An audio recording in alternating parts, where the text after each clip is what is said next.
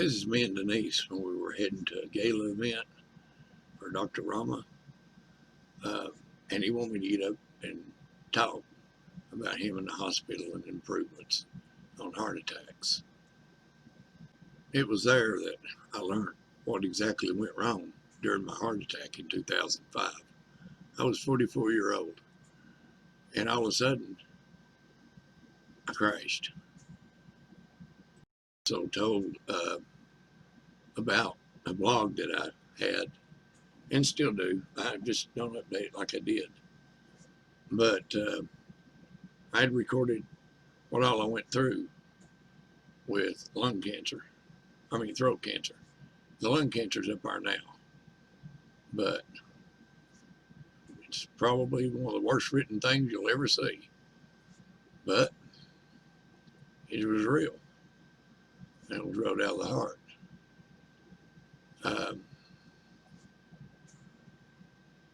I had quit for many years, and so a lot of people that was following it quit following it. And then I started back with the lung cancer. I think some of the brain cancer this year. But he also mentioned my blog. At the gala. But he also made mention of my near-death experience. And, you know, the show we were on was Beyond and Back. And so I went on there, I made another blog just to answer questions people had. Well,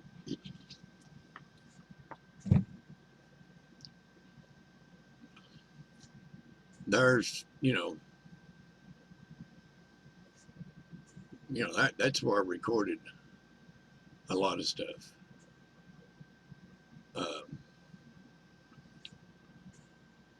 And so I'm going to try to walk you through the events. I haven't done anything public since Beyond and Back. And it wasn't because of the show. It was just, I don't know, it's something that I've always kind of felt was personal. But, maybe I'm supposed to. So that's what I'm going to try this time. First off, you got to kind of know that when I was at UPS, everybody thought I was nice, including me. And,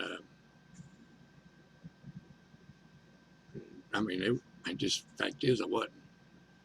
And I wasn't religious. At any point now, I'm still not technically religious.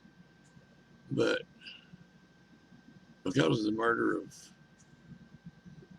one of my cousins I grew up with like a brother, I started questioning God. Not why, if he even was real.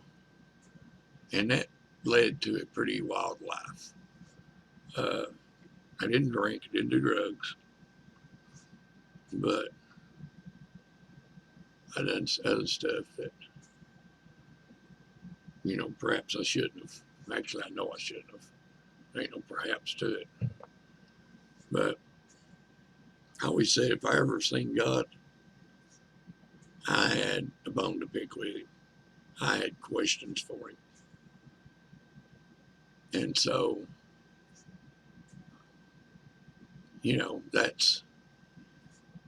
it was strange because all these questions I had, I don't know where they went. But I had lost my way. Even as a child in church, I had hair down to my belt and a beard, even when I was in high school. But I can still see these little old beauties sitting over there, and her sons just spawned from hell. But they're pointing at me. and her son was twice as mean as me. I rode my motorcycle over and took myself. Well, wasn't long before I quit that. And then I tried another church, and the preacher would always go to the back of the church, shake everybody's hand as it went out. And he leaned over, and to this day, I still think it's because I would give cash when I would tithe. My wife started writing checks. I was working UPS, making pretty good money. She was, I think, getting her nursing degree. And Lord, it's been 31 years ago. But when she did that, you seen we wasn't doing no 10%, which, by the way, is a crock of bull. But he looked at me and he said, Anthony, son, you need to get both feet in or both feet out. And I looked at him, leaned back, and I said, well, hell, that's not a problem now, is it? And I never went back. And I haven't went to any churches since, except for one. I went to one. And then I heard this guy talking, he was preaching, talking about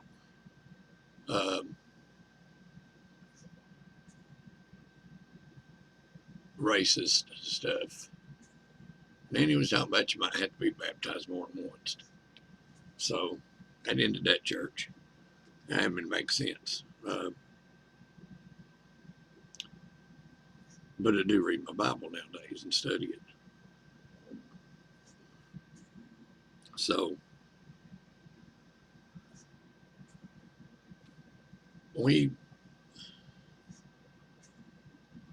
that's what I was. I was somebody you really didn't want to piss off. I would give you the shirt off my back or the lead out of my gun.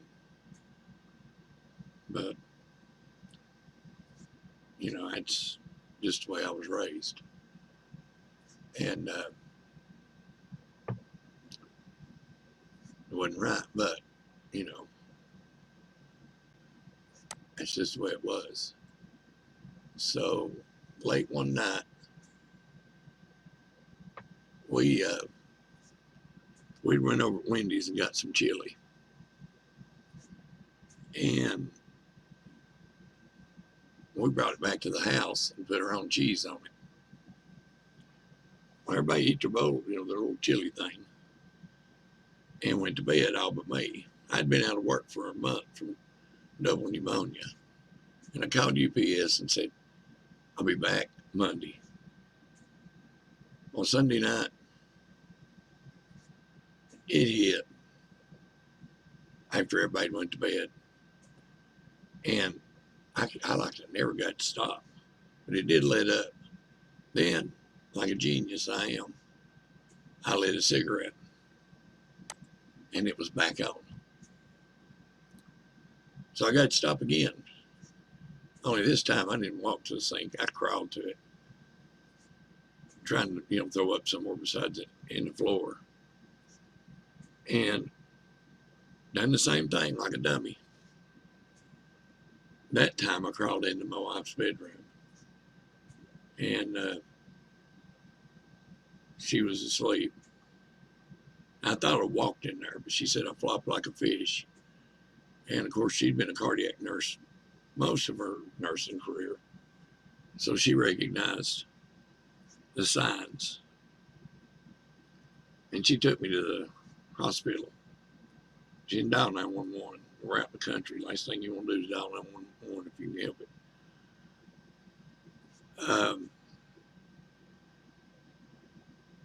But she rushed me in, and they checked all my vitals. They laid me on the bed. I done a fish flop, and I was butt naked when I hit. Well, Rama come in, and I said, look, this much of me don't have to be exposed. I need a fig leaf, a loincloth, something. And so he snickered, and he got me one.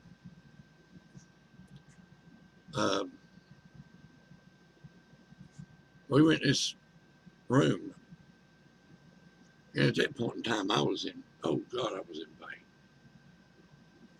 I've never hurt that bad ever. Now, I've had that bad that lasted longer, but not that bad. And, you know, at some point, you realize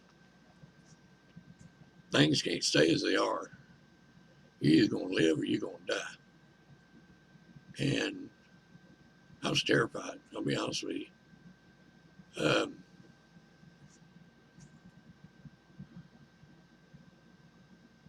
I just, they wheeled me into this room, cath lab, and man, it was cold. I was in pain and it was cold. And he went through my groin to go into my heart.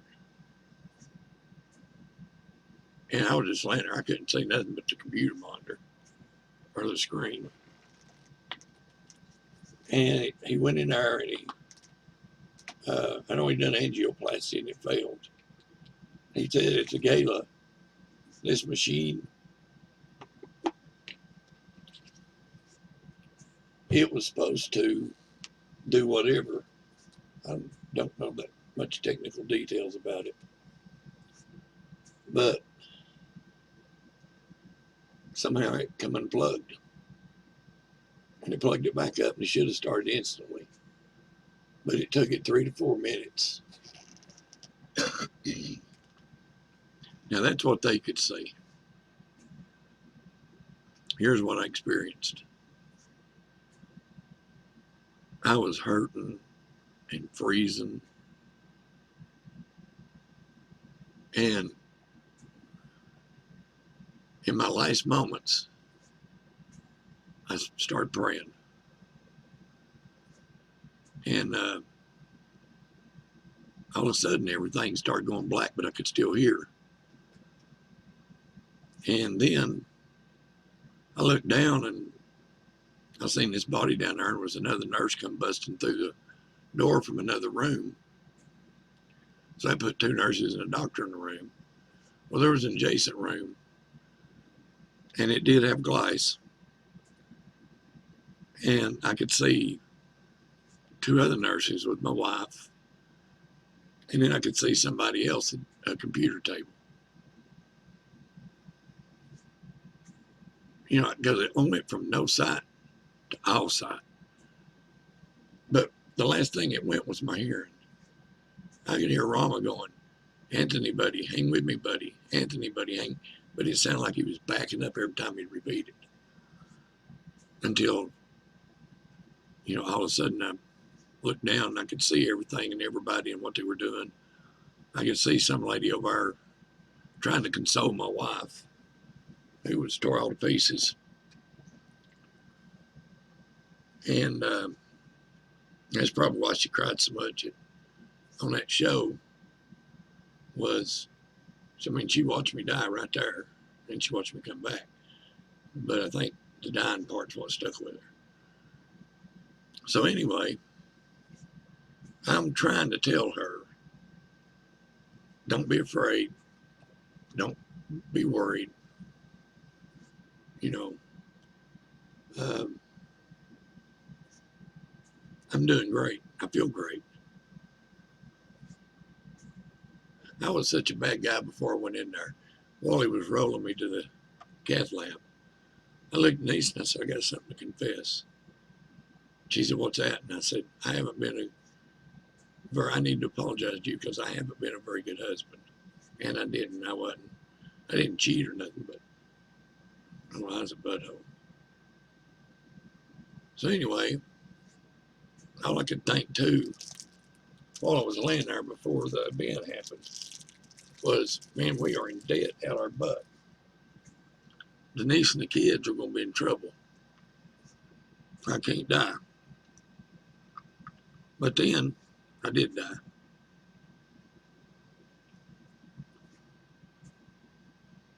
And while I'm focusing on her, I seen this light at a distance, brighter than the sun could ever shine and more pure. And either it approached me or I approached it. I don't know what. But as I was doing that, I looked back, not willingly, and I seen everything I'd done in my life.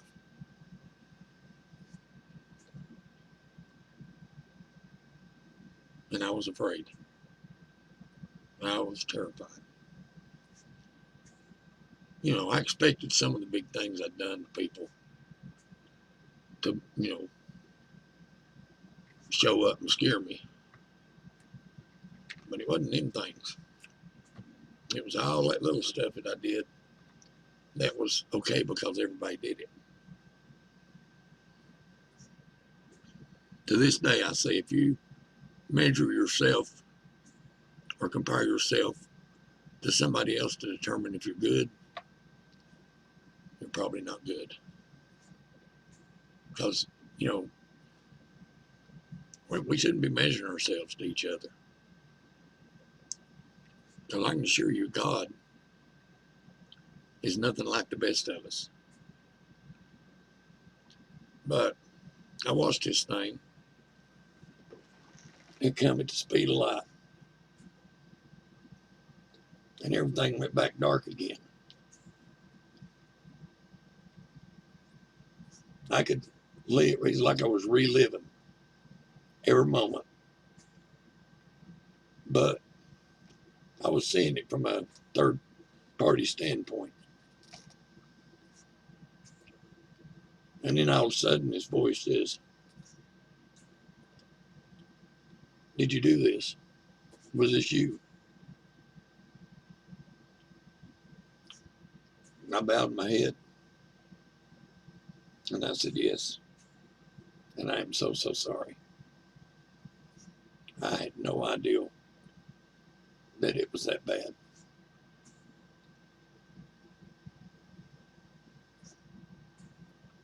So the lights opened back up. The light it starts coming. And it's pretty much right at me, or I'm right at it. I'm not sure which. And that's what I took was God. Could have been Jesus, but I took it was God.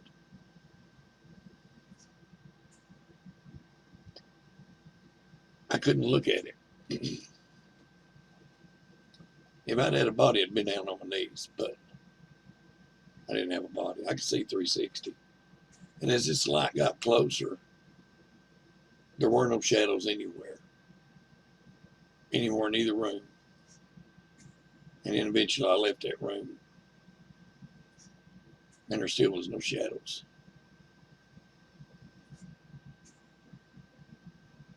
But I tried to look at it, or him. I couldn't do it. Of course, I didn't deserve to do it. I knew that. And I was afraid. I didn't get afraid a lot when I was a kid because we'd experienced a lot of stuff. We'd done a lot of stuff. But this time, I realized that he had the power over real life and death, your spiritual life and death. And I realized I hadn't exactly measured up. But then, and it's funny, we didn't, all these questions I said I'd have for him, I didn't no more. I don't know if I was that scared or if I think I just somehow I knew everything that I needed to know. All my questions were answered. Now I didn't bring it back with me. Uh, but while I was there,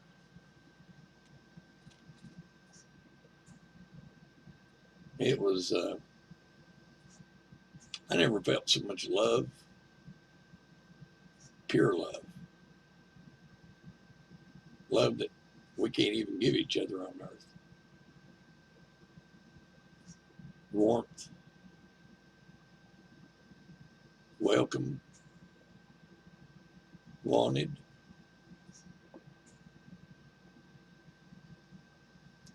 mostly forgiven and relieved. I was happy. And if I'd had my differences or preferences, I would have stayed. I hate to admit that, but I would have stayed. Nobody came to my mind.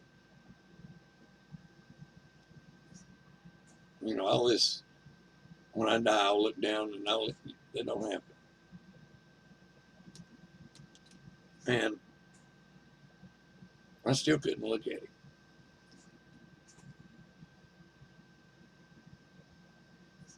That's the brightest, purest light, and the most loved, and the most wanted, and the most welcomed, and pain-free that I'd ever been in my life. So yeah, I wanted to stay. But he said no. And he did tell me, be it good or bad, no moment lasts forever. Therefore, endure the bad and embrace the good.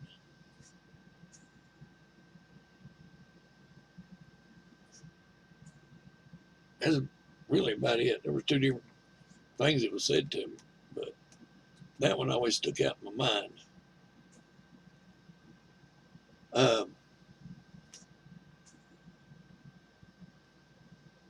I didn't get the glimpse of the future. Oh, if I'd done that, I would have been crawling and praying to stay. Which, truth be known, I probably was already.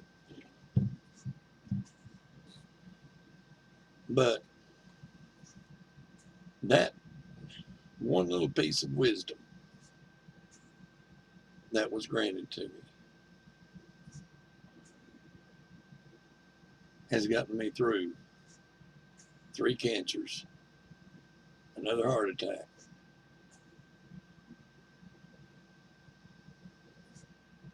spinal stenosis, actually 4 cancers. I've got a blood cancer. Thank you, Roundup. But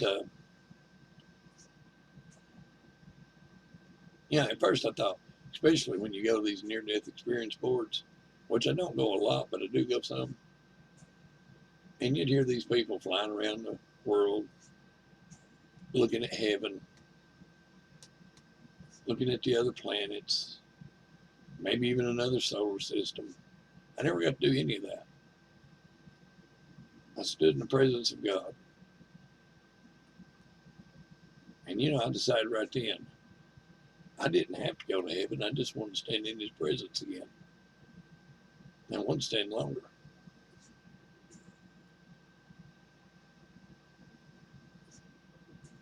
I haven't laid this out exactly on the timeline it happened, but it's pretty close. You just have to listen. You'll hear me go back. But then he told me I had to come back. I didn't fall back into my body. I didn't drift back into my body.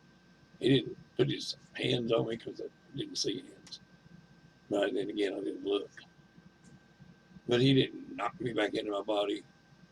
All of a sudden, I was back in my body. I was back in all the pain,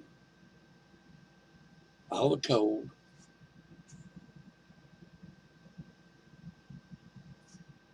back to a regular world that doesn't have the capabilities of loving and forgiving and everything.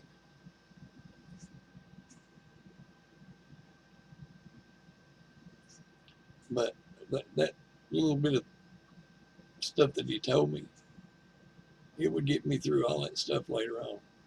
The death of my mom and dad, which were actually my grandparents. They raised me until I was 6 months old. The death of Joe, my cousin that got murdered.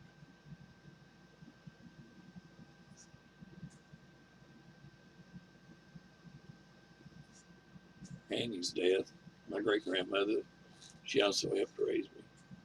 My aunt that helped raise me, her husband, my uncle, who again helped raise me.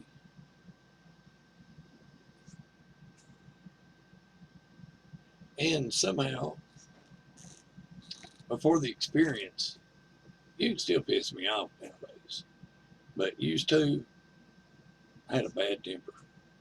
And if you ever done something to me, I would hate you forever. I can't hate no more. I might get angry, but I can't hate. I don't want to hate.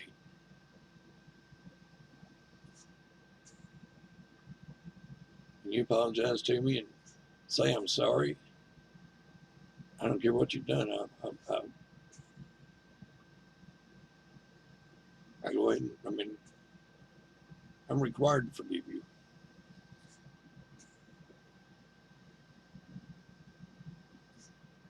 So anyway, that's the first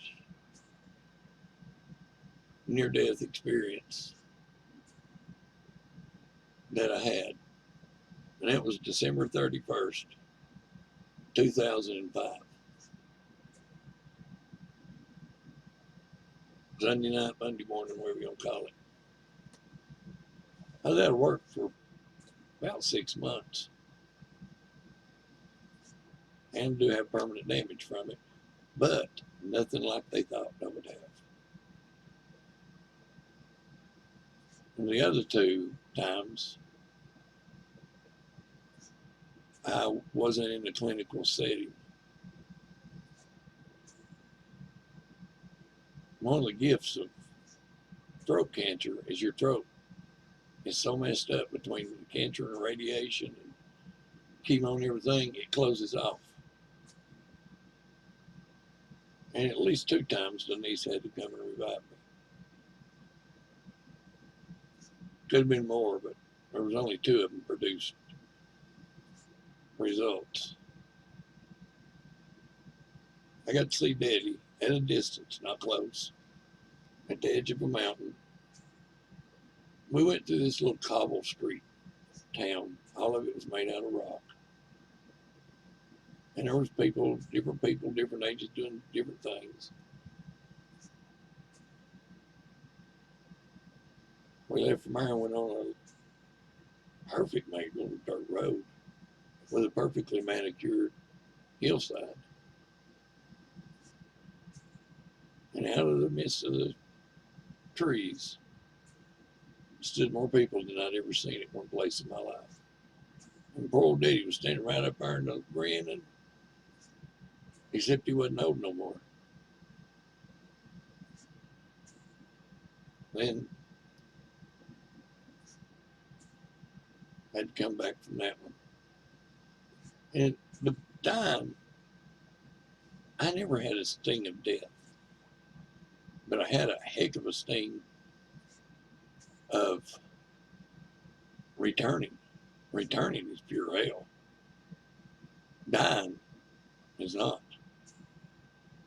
Not if everything is good and he says so. And then the third time, I walked along with countless other people. And for some reason, we were walking in twos. And every so often, there was this huge dude. And he was kind of helping direct us.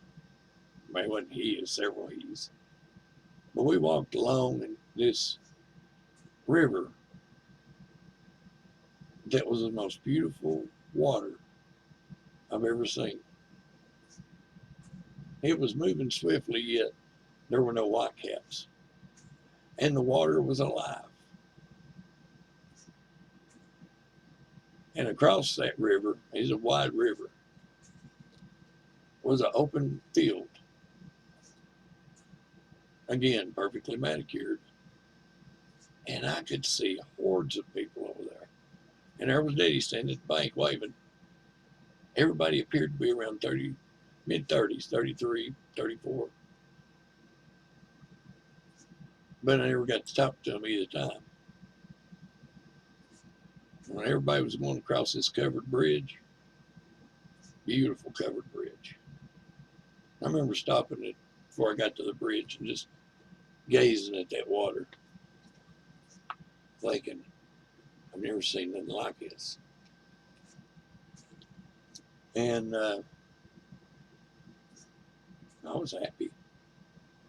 We started across the bridge, and for some reason I sat down and it had dirt in it. I sat down and started playing in the dirt like a kid. And this big old hand reached down, and I reached up, and he grabbed my hand and led me back off the bridge. I wasn't allowed to cross.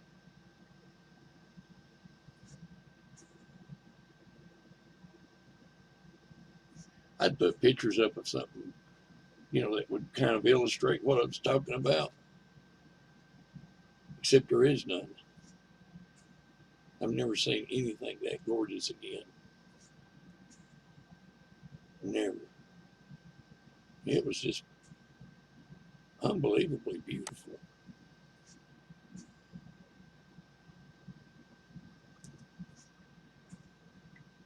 When people die now, yeah, if they're close to me, it kind of bothers me. But not because of them, because I know I'm not going to be around them again. Not until I leave this world. And when we get up there, it's going to be totally different.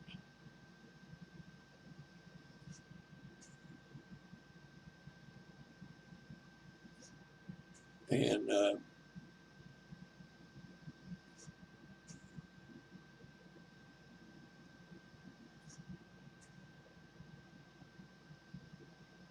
it's just, I don't know. I don't know really what to,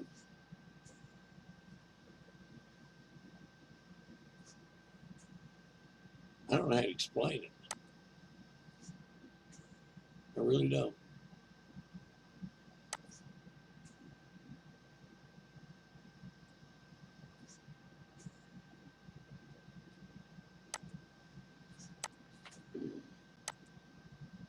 It's changed my whole life.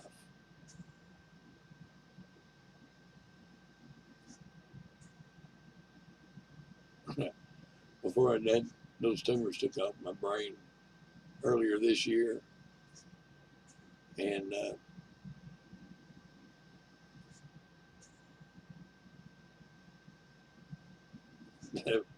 there were, I told my wife, I said, well, if I don't make it through this, I'll miss you. And she looked at me and she said, don't lie.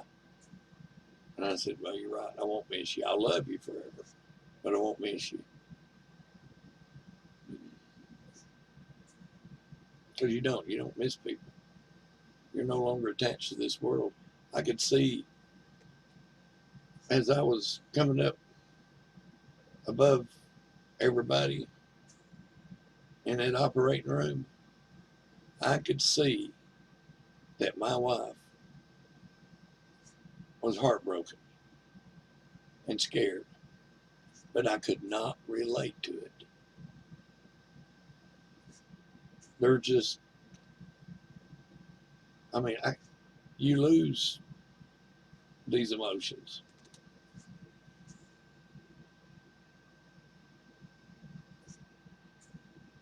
Because you're so filled with God's.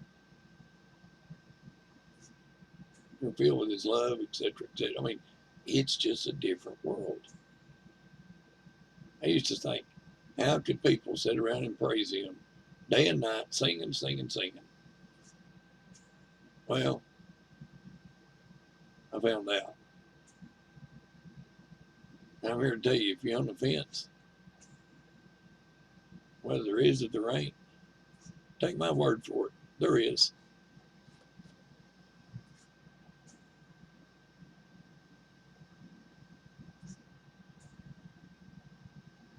there definitely is.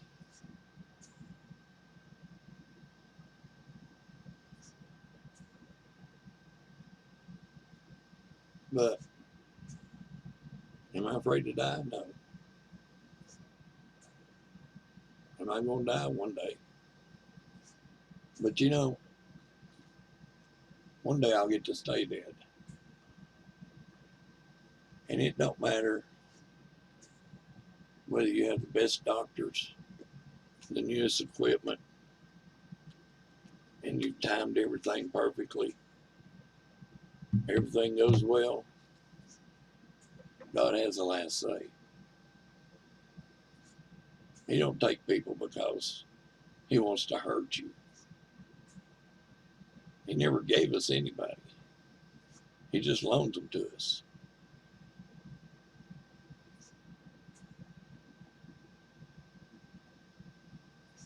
I've heard people say that, wow, I like to have an NDE. No, you wouldn't. Because if you do, you're going to know that there's a lot of stuff that you've got to correct. And I mean a lot of stuff. And then you can no longer look at the world like you once did. You are right about a lot of stuff. But the world has completely changed. The questions that you had, you start to try to find the answers, but you never question God.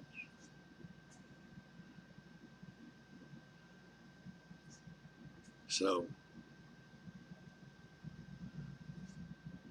you know,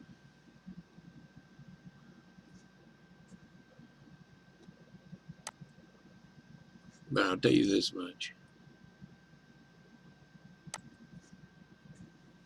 No matter what you've done,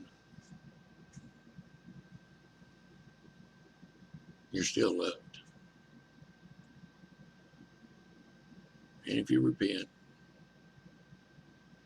and if you truly repent, you'll make sure that you don't do the same thing again and again. Then he'll forgive.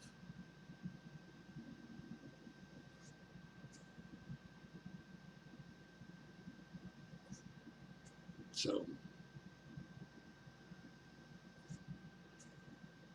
since the 3 NDEs, I've had another heart attack, brain cancer, lung cancer, still got cancer in my T cells. Thank you, Roundup. And throat cancer.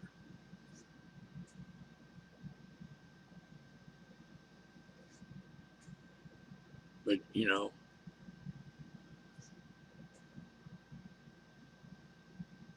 I'm good with it. You learn to say it as well. So anyway, that's basically, in a nutshell, Lord, don't ever pray that you're going to have an NDE because it makes things so hard. So that's it. I will see you later.